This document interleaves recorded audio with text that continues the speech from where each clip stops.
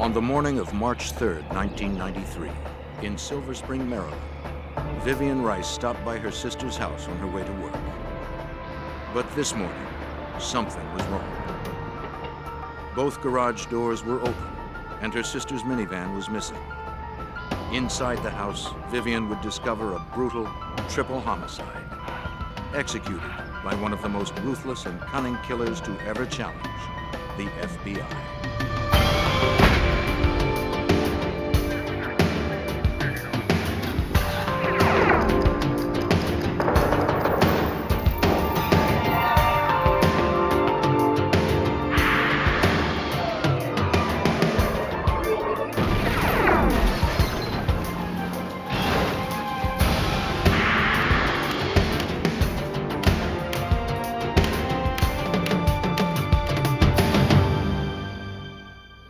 When 3 people were found murdered in their home, it appeared like a burglary gone awry.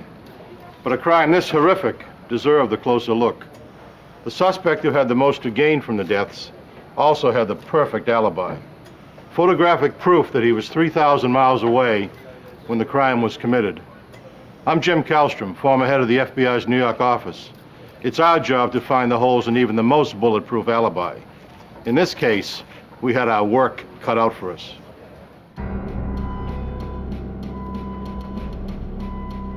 A Montgomery County, Maryland police officer responded to Vivian Rice's frantic 911 call.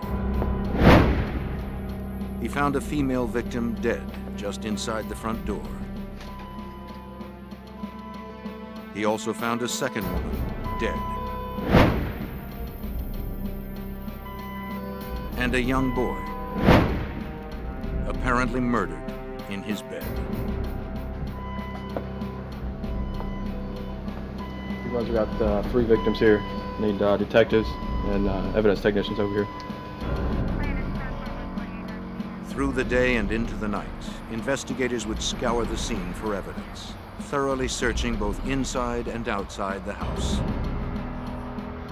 They soon identified all the victims. Mildred Horne was a 43-year-old divorced mother employed as an American Airlines flight attendant. She had been shot 3 times in the head. Her 8-year-old quadriplegic son, Trevor, who required round-the-clock nursing care, appeared to have been suffocated. Police found him disconnected from his respirator.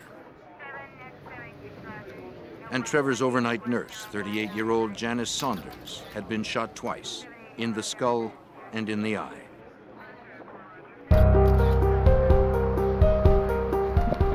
Evidence technicians began work immediately. They were thorough, but there was little evidence to collect. They dug a single distorted bullet fragment from the wood beside Trevor's window. Investigators took swabs of blood, carefully collecting samples for DNA testing. But the blood would match only the victim's DNA. With so little to lead investigators to a suspect, technicians scrounged harder for clues, collecting anything and everything that seemed promising.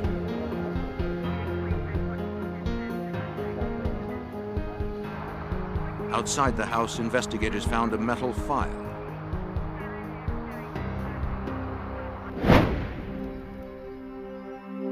Police were thorough, but the killer had been meticulous.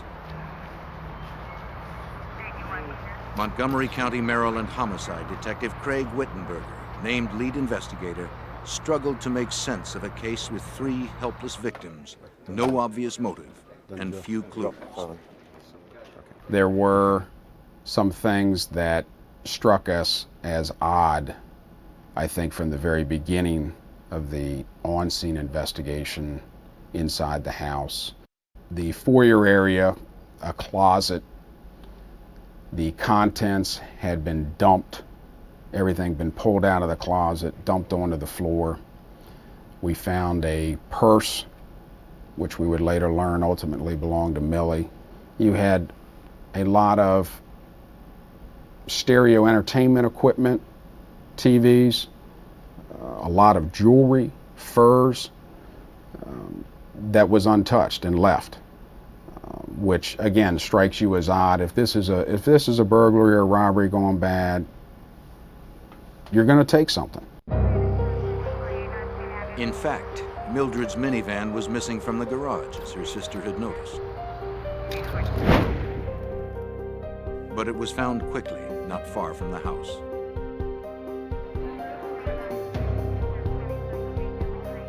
Some of Mildred's credit cards were also missing,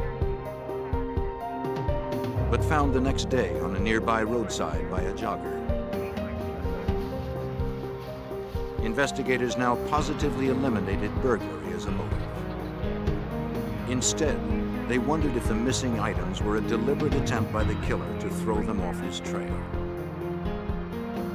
The scene had the earmarks of a planned, professional execution.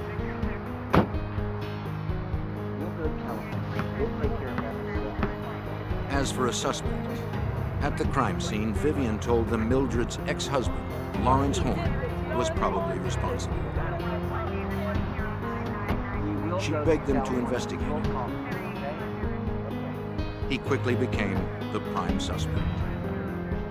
All the family members were giving us this information that kept pointing to Lawrence Horne, that would be based on the very stormy, rocky relationship that Millie and Lawrence Horne had had for many, many years.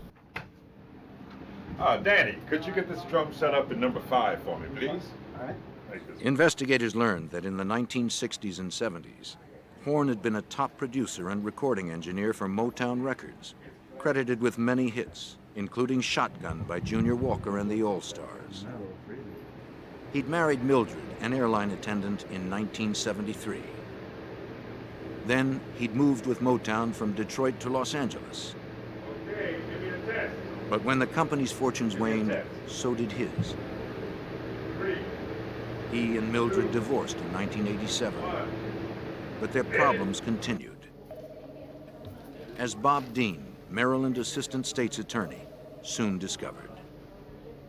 We did some research on Lawrence Horne in the courthouse that day, particularly what the status of his child support payments were and whatever civil aspects of his ongoing civil battle with his wife were. And he had just been held in contempt several months before for failure to pay $18,000 in child support.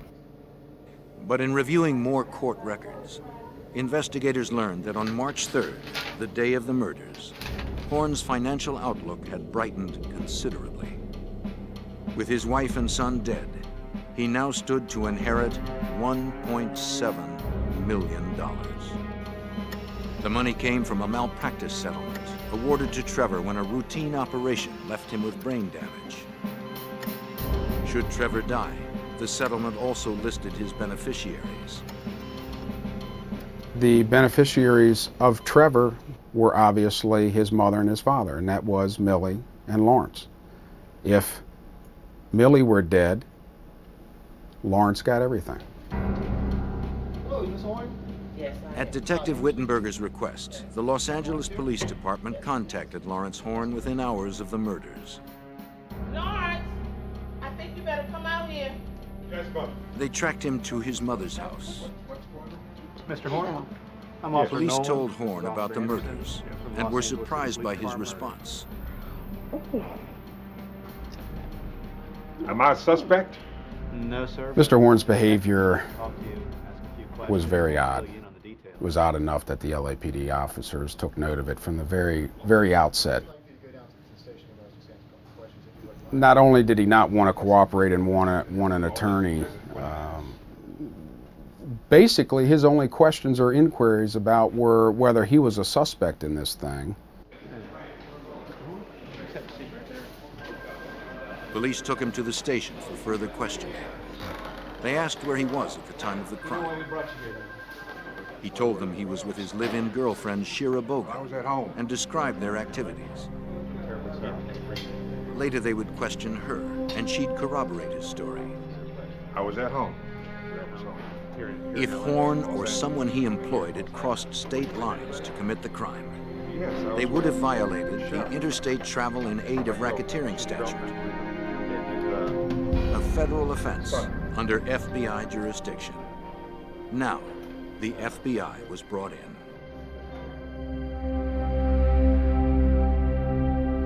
A heinous crime had shocked the quiet community of Silver Spring, Maryland. A triple murder that brutally ended the lives of a quadriplegic boy, his mother, and his overnight nurse. With the prime suspect 3,000 miles away in Los Angeles, the prospect of an interstate investigation loomed. Local detectives called on the FBI. Okay, all right, goodbye. Special Agent Ed Roach was named case agent. The case immediately became a coast-to-coast investigation because the principal suspect was living at that time in Los Angeles. So we involved the Los Angeles division of the FBI. Perhaps that we could assist later in the investigation, either through profiling at Quantico or with the assistance of the FBI laboratory.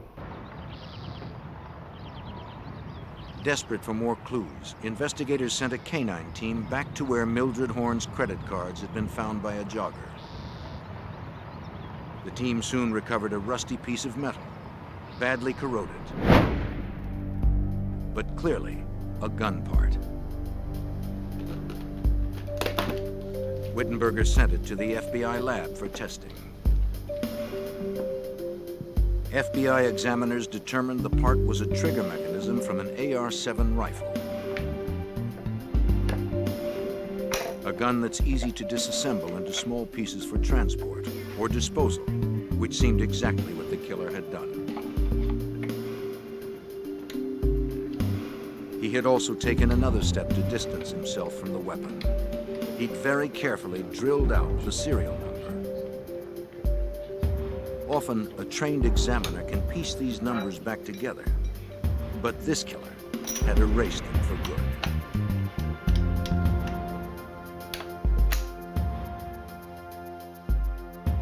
Another firearms expert would determine how long the gun part had lain by the side of the road. Analysis showed the amount of corrosion was consistent with the time elapsed since the killings had occurred. So this was likely the murder weapon.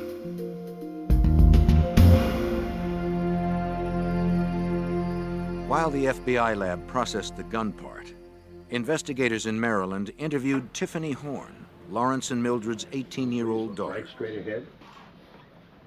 She was a student at Howard University in Washington, D.C. They gave her a routine polygraph test, which she easily passed.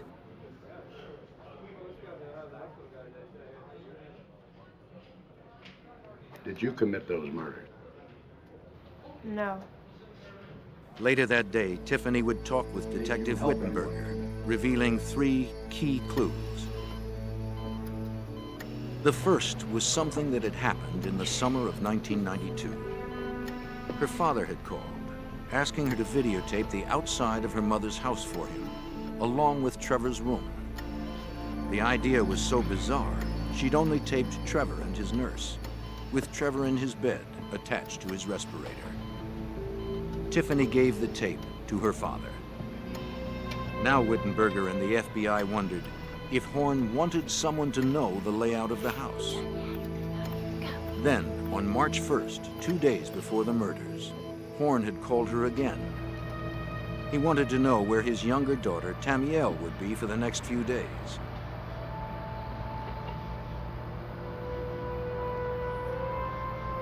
Tiffany said Tamiel would be with Aunt Vivian the night of March 2nd, because her mother was flying out on an early flight the morning of March 3rd. It made investigators suspect that Horne had known when the murders would occur.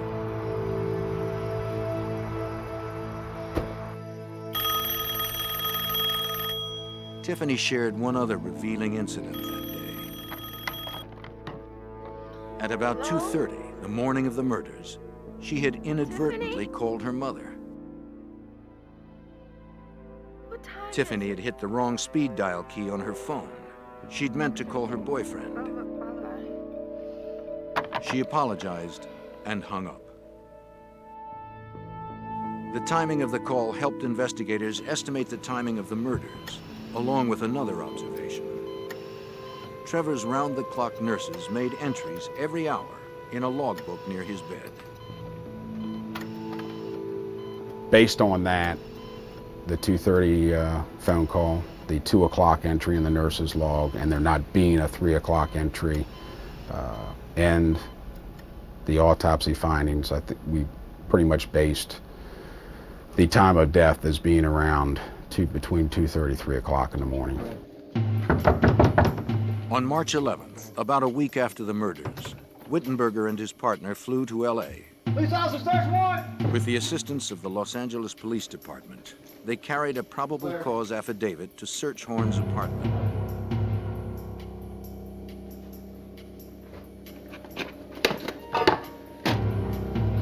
They collected hundreds of audio and videotapes. Police also gathered computers, personal papers, address books, bank statements, and telephone logs.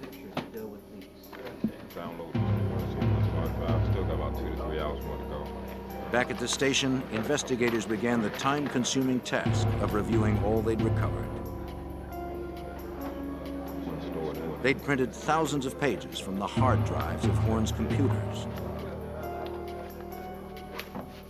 They found he'd made handwritten notes on documents regarding Trevor's settlement money.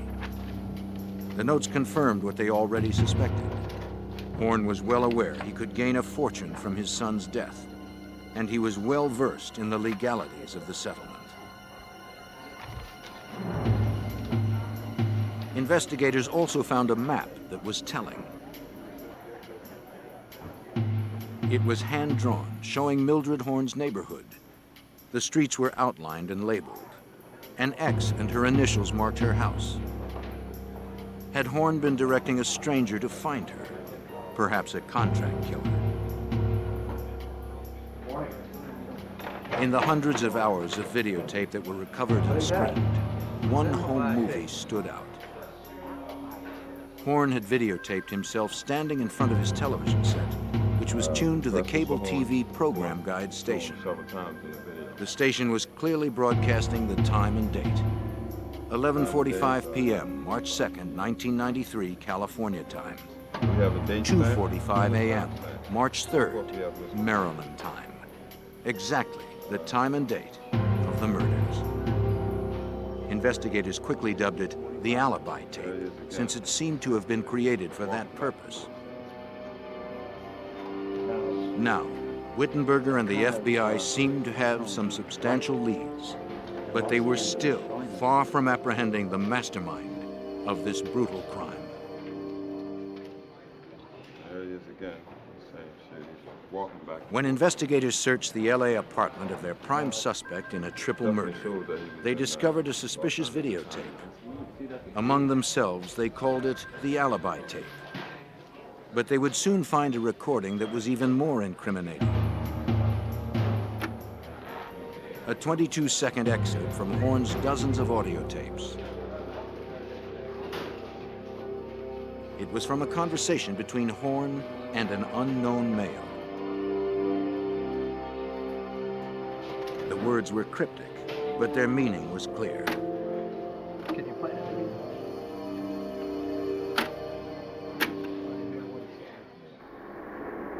I gave a call? No. Okay. All right, so I mean, I'm sitting there. Can you, Take a picture. I can take a picture of him, right there, but I couldn't, the noise, you understand what I'm saying? I wasn't able to do that. I didn't want to go front-wise. After listening to that, we felt Mr. Horne probably was in Los Angeles at the time. We also felt after listening to that conversation that this was probably the individual that committed these homicides making that phone call. With the help of the FBI, investigators subpoenaed telephone records from AT&T for all the calls placed to Lawrence Horne's residence from a week before the murders to a week after. Most were useless, but 4 long-distance calls stood out. 2 had been made just days before the murders from a Detroit payphone. The other two were made in the early hours of March 3rd from payphones near Mildred Horne's house. One from outside a Denny's restaurant and the other from a Days Inn. The call from the Denny's was made to the home of Lawrence Horne at 5:12 a.m. Maryland time, just a few hours after the murders. What is going on? What time is it?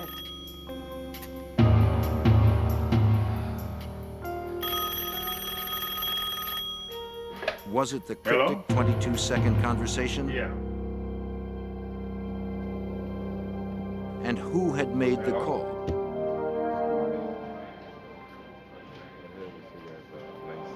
Investigators spent hours scanning dozens of registration forms from local motels.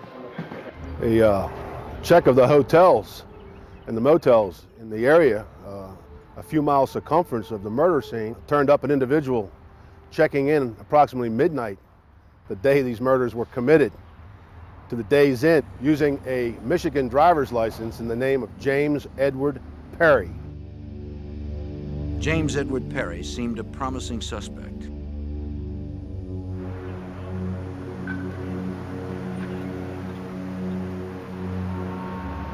With Lawrence Horne's roots in Detroit's music industry and the Detroit call in his telephone records, perhaps there was a connection. Background checks revealed he'd served about 10 years' time for shooting a Michigan state trooper after an attempted bank robbery in the early 1970s. Now he was a minister. He claimed he would be able to pick lottery numbers for people. People could call him for his advice. He had business cards and flyers that he would hand out, that he was, like I say, a minister. I believe he called himself on some of these things Apostle James. As investigators learned more about Perry, Wittenberger had picked up another trail. In Lawrence Horne's telephone records, he'd noticed some calls had been made on a calling card. What do you want? He subpoenaed the records. The name on the card was Camilla McKinney. FBI agents appeared at Camilla's address. Instead, they found Marcia Webb. It turned out she was Lawrence Horne's cousin. Oh, no. She said Horne had asked her to get the card, claiming he needed it for business. She'd made up the name McKinney. She thought her past payment problems might keep her from getting a card. The calling card records revealed a complex web of phone calls. They began almost a year before the murders and continued for several months after. We examined the records for that calling card account and saw that there were numerous calls throughout 1992 and 1993 from payphones in Los Angeles. Payphones that we plotted out on a street grid, primarily within walking distance of Lawrence Horne's house. It went directly to James Perry's house in Detroit. I could do it. And likewise, there were numerous calls from 1992 to 1993 of payphones throughout Detroit, primarily on the east side of Detroit, which is where James Perry lived, to Lawrence Horne's house in Hollywood. And we figured Perry was looking for the rest of his payment. And we surmised that that Horne was waiting for his windfall from his son's estate. But if it seemed investigators had finally hit the jackpot, the prize remained just out of their grasp. Connecting suspects to calls required painstaking detective work, logging the time and phone number where each call was made and received, then attempting to place the suspects accordingly. Horne and Perry had covered their tracks with many layers of deception. Investigators were beginning to bog down, and their frustration was starting to show. It starts out at an extremely fast pace. Everything's hot and heavy, very high-profile murder case. Everything, like I say, is rocking and rolling very quickly. Then all of a sudden the skids are put on. The investigation starts to slow down because now we've almost shifted gears and now going into a documentation that turns into almost a paper trail case. But Wittenberger and the FBI stayed on the trail like bloodhounds. And in late September of 1993, they closed in on James Perry. They began a 24-hour-a-day, 7-day-a-week surveillance. We had the Michigan State Police and the FBI. Both agencies agreed to put him under surveillance in a cooperative effort. It was during a week in September that we saw that James Perry hung out with a particular individual. We didn't know who he was until we checked the tag of his car. It was a guy named Thomas Turner. A background check showed the 52-year-old Turner was a trucker by trade. More significantly, he was another of Lawrence Horne's cousins. He was also fast friends with Perry. The two had met in prison 13 years before, when Perry was serving time for the state trooper shooting incident and Turner for robbing a bank. Identifying Turner would prove an important break in the case. But for now, investigators were hoping for something more immediate. Wittenberger and an agent did what investigators call tickling the wires. They paid Perry a visit, thinking Perry would then contact Horne and start talking. The investigators only talked briefly with Perry, but he admitted he was in Maryland on March 3rd, though he claimed it was for business and that he knew nothing about the murders.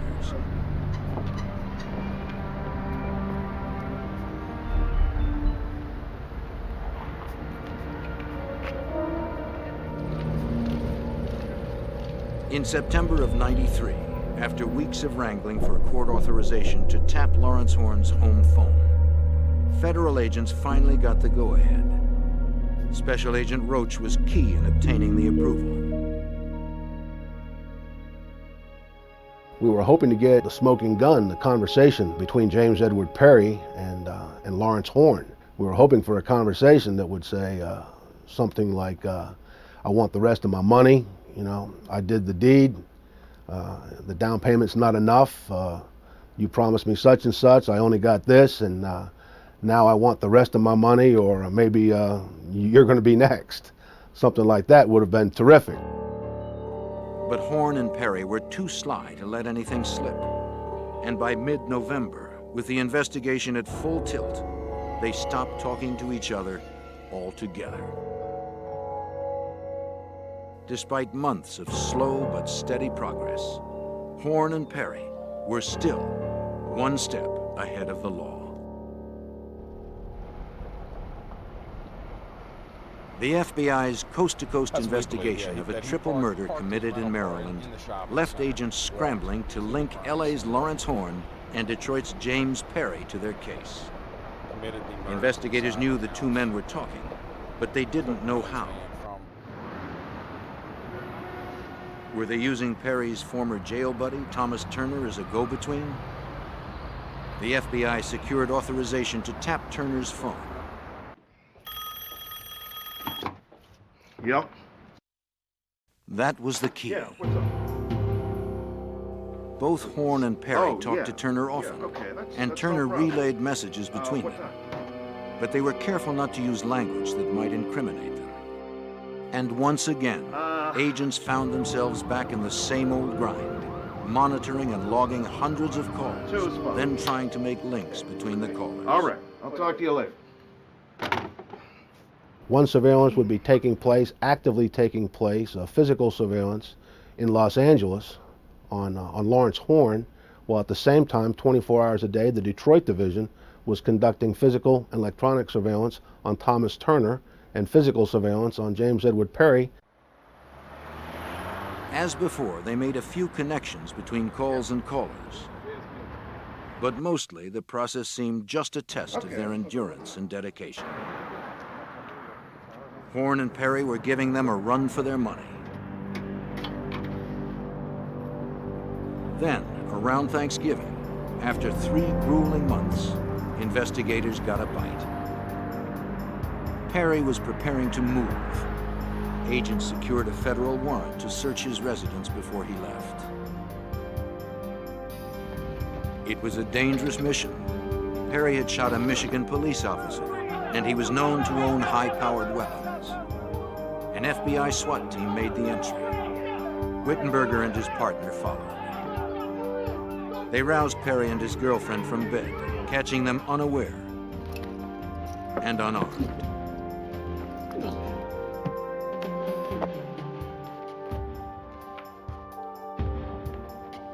Then they began to search the house. Police collected videotapes, bank statements, and other documents. Much of what they found seemed strangely out of place in the home of a so-called minister.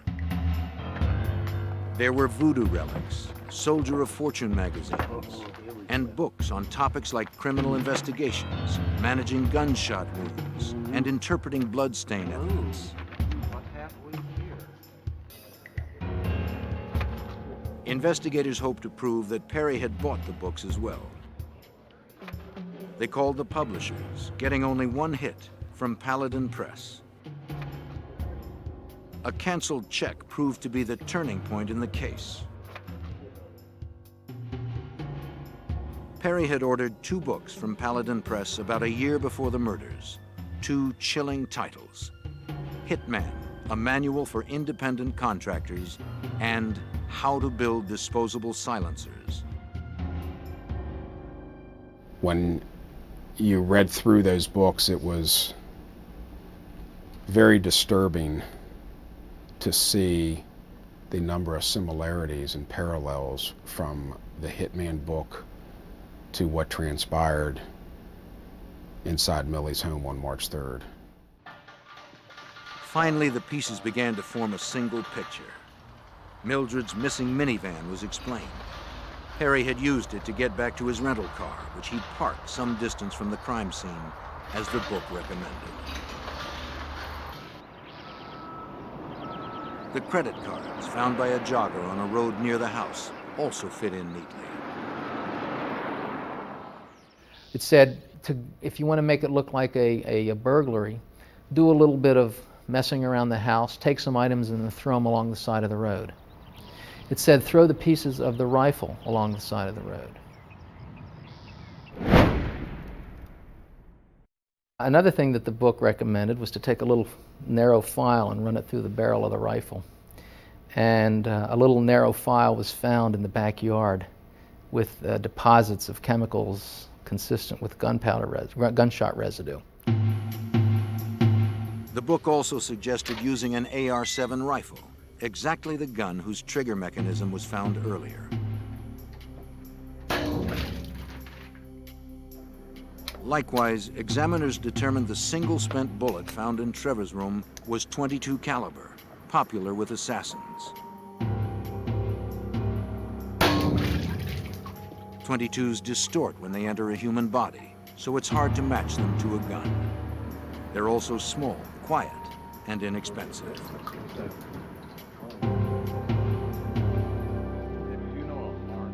In January of 1994, there was another big break in the case. After months of pressure from Wittenberger, a grand jury subpoena finally brought in Thomas Turner. He agreed to talk in exchange for immunity. 1992. Could have. In a deposition for a Maryland grand jury, Turner said his cousin, Lawrence Horne, had come for a visit in May of 1992, 5 months before the murders. Though Turner hadn't seen him in 20 years, Horne immediately complained of trouble with his ex-wife Mildred. Turner gave him the name of James Perry. Yes, I'm sure. That's all Turner would say, though Wittenberger believed he knew much more. Fortunately, he'd said enough. At that point, because of what we had learned from Thomas Turner and what we had learned from the Hitman book and the wiretaps, we felt we were in a position to establish a conspiracy, to establish that James Perry had in fact carried out the killings. That summer, Wittenberger struck. On July 19th, 1994, he arrested Horne at his Los Angeles apartment without incident. Wittenberg would question him for 45 minutes at the police station, but Horne refused to talk about the crime.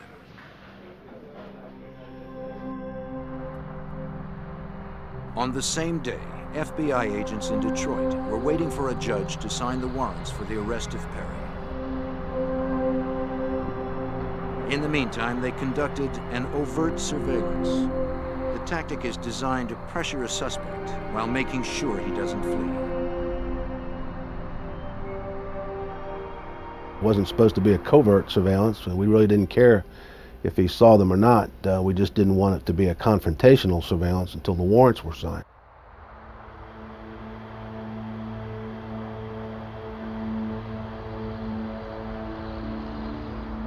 Once the warrants were finalized, agents could arrest Perry. Until then, they would follow him in the open, knowing he knew they were there. They would keep him in sight at all times.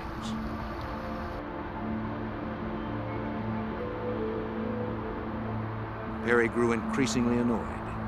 The FBI didn't let up. It seemed Perry wondered what the FBI was trying to do, though he seemed more irritated than concerned.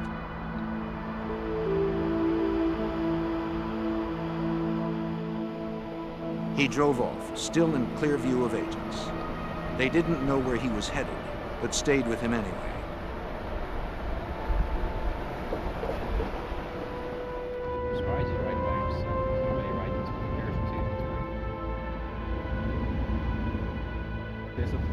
Watching. He stopped to pick up a friend.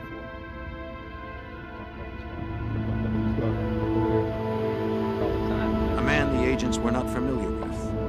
Stranger to me.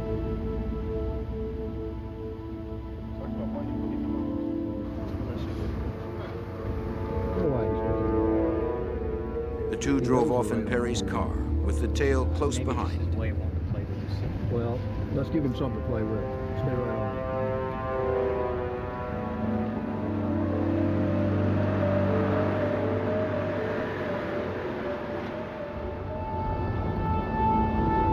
Then, incredulous, agents guessed where Perry was going. After only about an hour, the constant tail had made Perry so angry, he decided to file a complaint. Amazingly, he took his gripe straight to the Detroit FBI field office. Perry's timing was incredible. He and his friend arrived at the office just as FBI agents awaited final word on his arrest warrant. I want to see an FBI agent now. This is a bad idea, Perry. Now! I want to see an FBI agent right now. Perry demanded to see an agent. I'm not going to calm down. And he was quickly accommodated. A clerk called Special Agent Roach. Bring heat on yourself. Bring him on in. Come on, you're home now, man. Sir, would you step aside, please? While agents checked him for weapons, Perry confronted Roach, wanting to know if agents were going to arrest him or if they were just planning to harass him. First of all, I appreciate And we told him in minutes, you were going to expect a phone call from Montgomery County, Maryland, telling us the warrants have been signed and you've been indicted for 3 counts of first-degree murder. What you doing, man?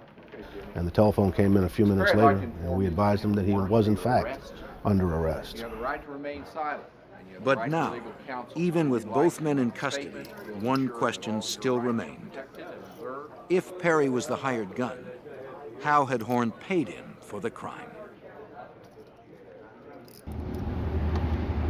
After months of relentless pursuit by local investigators and the FBI, the elusive Horne and Perry were finally in custody. But there remained a nagging question. How had Horne paid Perry for the crime?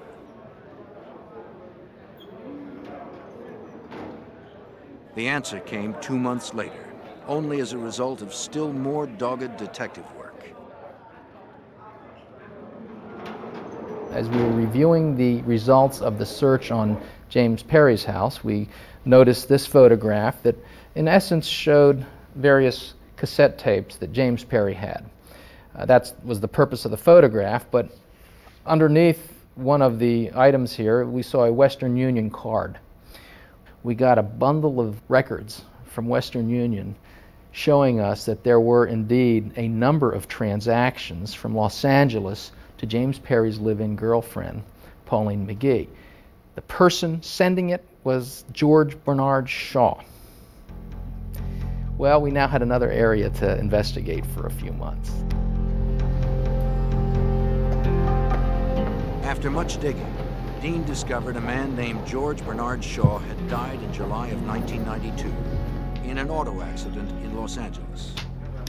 When Dean sleuthed out the LA Times for the day of Shaw's death, he discovered the man's connection, though it wasn't in his obituary. We have on the front page, Mary Wells dies. And for those in our generation, she was a big Motown star. Go to the obituary page, big story about Mary Wells dying in Los Angeles. In the lower right-hand corner was a list of other people who had passed away. One is a guy named George Bernard Shaw, with no information about him, just the cemetery. Lawrence Horne had used the name of this anonymous dead man as the front for his payments, which were made with the money Horne was able to save. Almost 2 years after the crime, investigators had finally pieced together the whole story. It had been a cold and calculated murder for hire that took more than a year to plan. James Perry had followed the instructions in the Hitman book almost to a T. Perry had bought an AR-7 rifle and drilled out the serial number as the book suggested.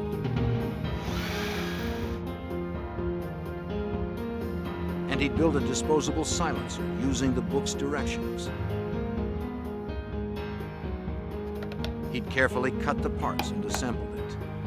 He also packed a bag of supplies, a brown mechanic suit so he could walk through Mildred's neighborhood looking like a repairman, and latex gloves so he'd leave no fingerprints.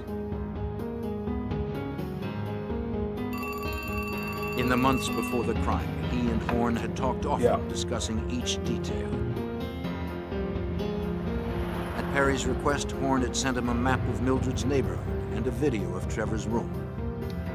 Horne had chosen a date when Tamiel would be out of the house, his only show of mercy in this heinous crime. On the appointed day, Perry had driven a car rented by Turner from Detroit. He checked into a motel near Mildred's house in Maryland.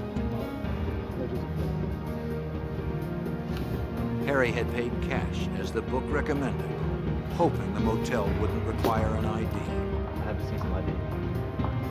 Paying cash. I need to see. But it did. It's possible. Without his Xerox driver's license, police might never have cracked the case. We couldn't believe that he did something that dumb, that put him in Silver Spring, Maryland, on the date and the time of the murders. Then, he'd driven his rental car to a shopping center near Mildred's house and walked from there, following Horne's hand-drawn map.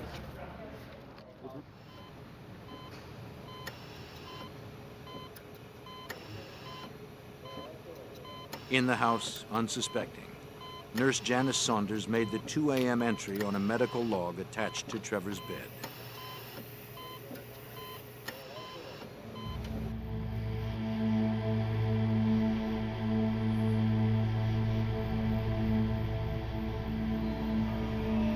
Perry approached the French doors at the back of the house, as planned.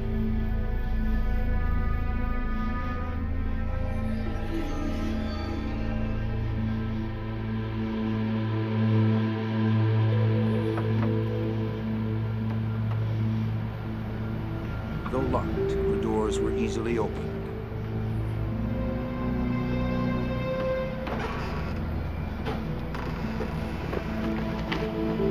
He entered, barely making a sound.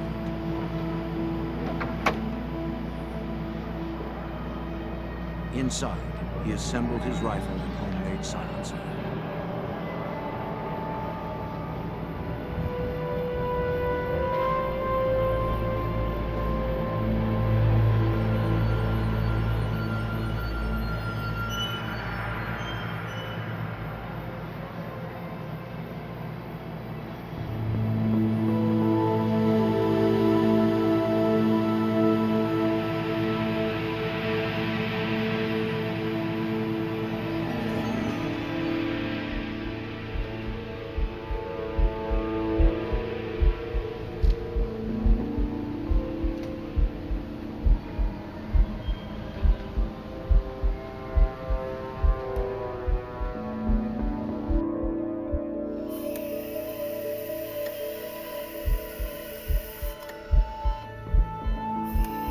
likely took Saunders completely by surprise.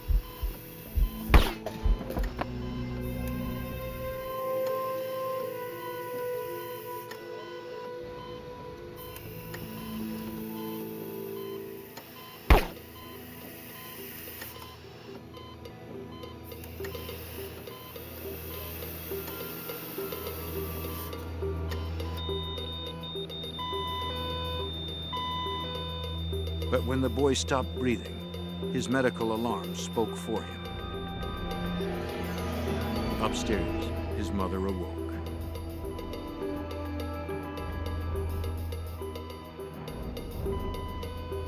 Mildred Horne went downstairs to investigate. There, she too met the killer. Perry shot Mildred 3 times in the face.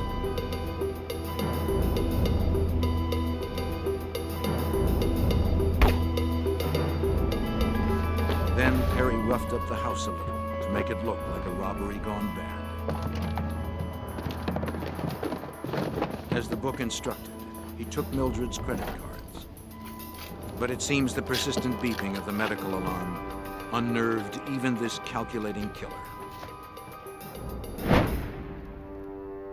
He stuck to the manual instructions. On his way out, he quickly bored out the gun barrel, using the metal file to foil ballistics tests as the book instructed.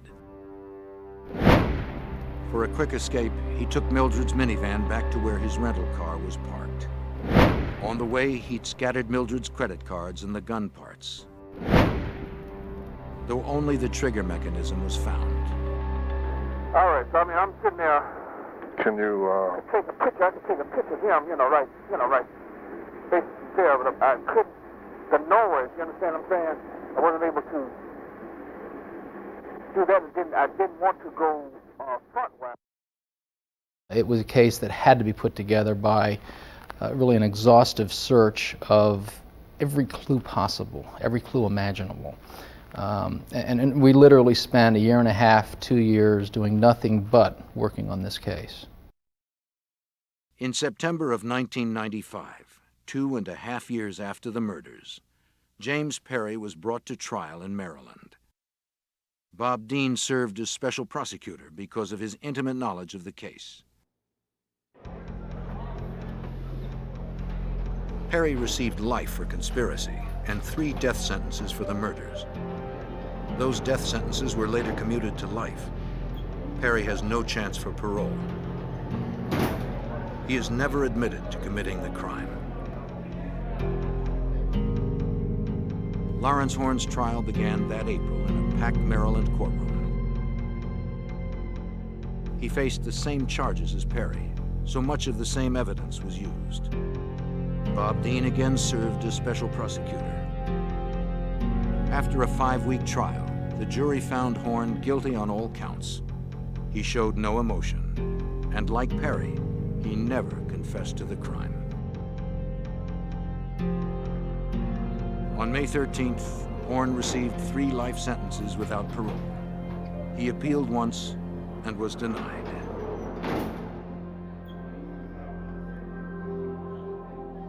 I think both Mr. Horne and Mr. Perry did a very good job in planning this, and they came very close to getting away with this.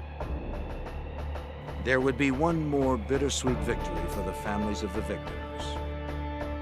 Following the murders, they filed a federal lawsuit against the publishers of Hitman, a technical manual for independent contractors. In late May of 1999, they won the suit, including a multi-million-dollar settlement and a promise from the publisher to stop selling the book.